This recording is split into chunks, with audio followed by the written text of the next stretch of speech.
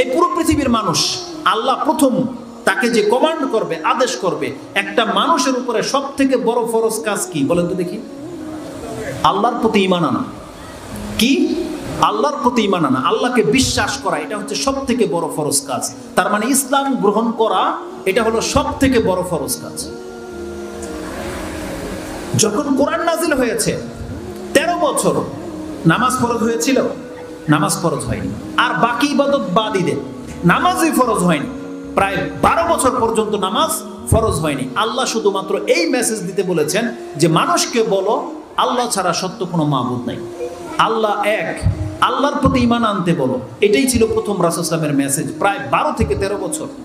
তারপরে যারা ইসলাম গ্রহণ করেছে তখন তাদের উপরে বিভিন্ন ইবাদত আল্লাহ ফরজ করেছে, কিন্তু প্রত্যেকটা মানুষের উপরে প্রথম ফরজ কাজ হচ্ছে ইসলাম গ্রহণ করা। তাকে ইসলাম গ্রহণ করতে হবে। আসলে একটা হাদিস আমি আপনাকে দেখাই, এটা সিরিয়ালিটি ভাবে আছে।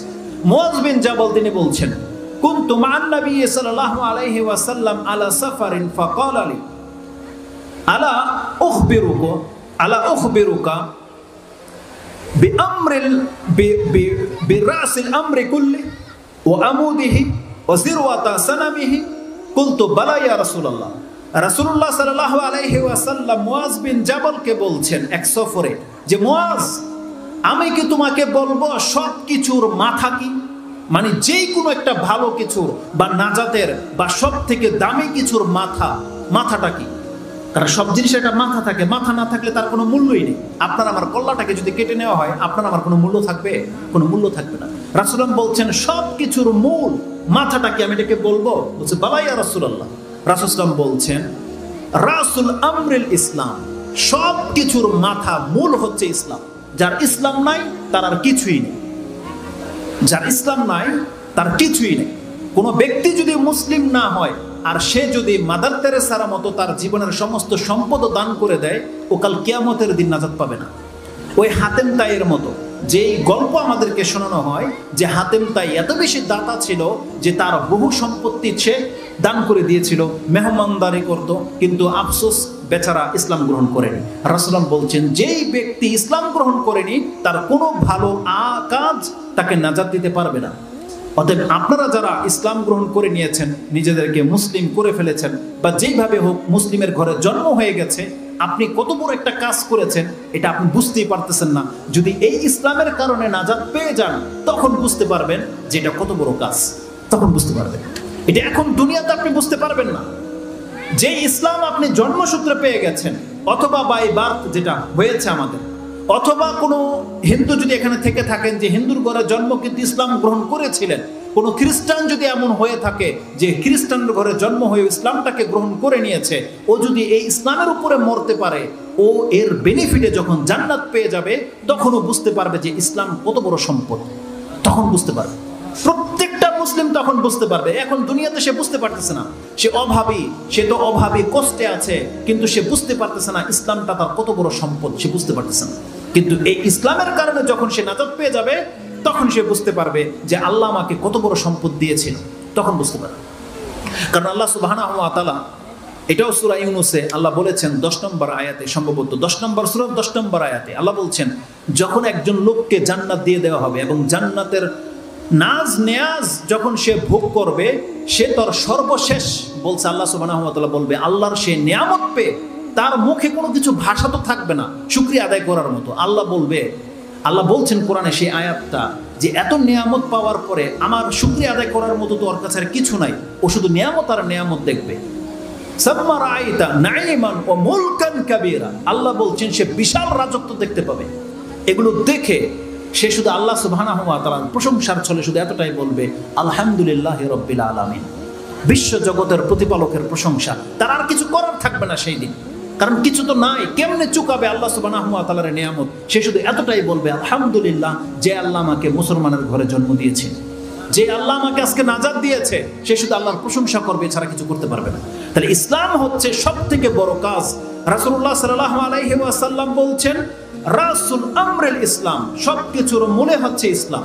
কিন্তু এই ইসলামটাকে আল্লাহ জানেন কি করেছেন? আল্লাহ সুবহানাহু ওয়া তাআলা দাঁড় করিয়ে দিয়েছে কিসের উপরে? একটা খুঁটির উপরে। রাসূল সাল্লাল্লাহু আলাইহি ওয়াসাল্লাম বলছেন ও আমুদুহু as-সালাত, আর সেই ইসলামের আমুদ খুঁটি হচ্ছে নামাজ।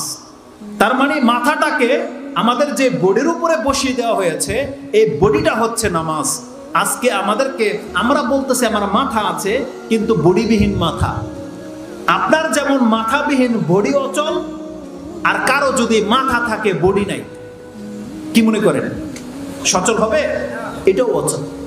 তো কিছু জিনিস আছে মাথাবিহীন বডি সচল, আর কিছু জিনিস আছে বডিবিহীন মাথা সচল। কিন্তু আল্লাহ সুবহানাহু ওয়া তাআলা বলছেন প্রত্যেকটা মুসলিম ইসলামবিহীন অচল, সালাতবিহীন ইসলাম অচল।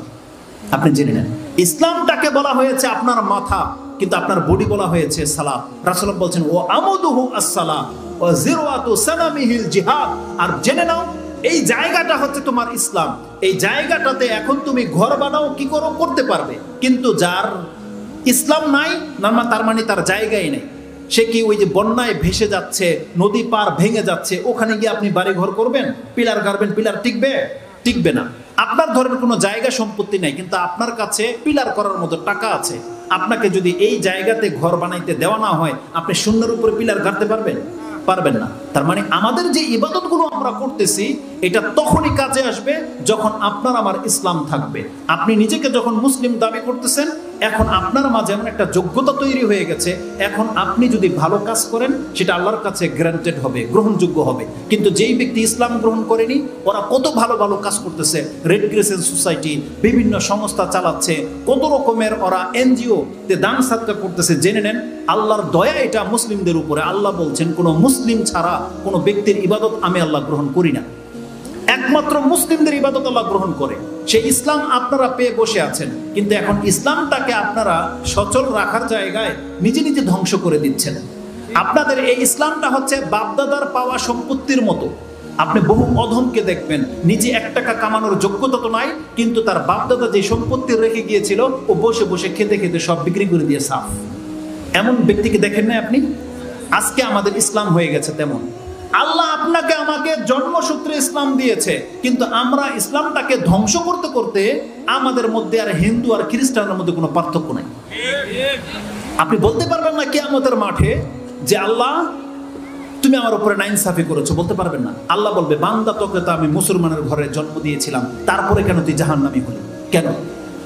আর একটা হিন্দু, বৌদ্ধ, খ্রিস্টান ওরা জাহান্নামে যাবে, আল্লাহকে চিনে নাই। কিন্তু একটা মুসলমানের ঘরের সন্তান যদি ইসলাম পাওয়ার পরে জাহান্নামে যায়, ওর চাইতে অধপতন কোনো ব্যক্তি আছে? ওর চাইতে হতভাগা কোনো ব্যক্তি আছে?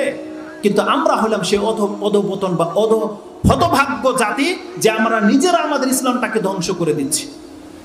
আমরা মুখে বলি আমরা মুসলিম, কিন্তু ইসলামটা যেই ইবাদতের উপরে টিকে আছে, সেই ইবাদত আমার আপনার নাই। রাসূল সাল্লাল্লাহু আলাইহি ওয়াসাল্লাম বলছেন রাসুল আমরিল ইসলাম ও আমুদুহু as-সালাত। ইসলাম হচ্ছে মূল, কিন্তু ইসলামটাকে আল্লাহ সুবহানাহু ওয়া তাআলা দাঁড় করিয়ে দিয়েছে নামাজের উপর।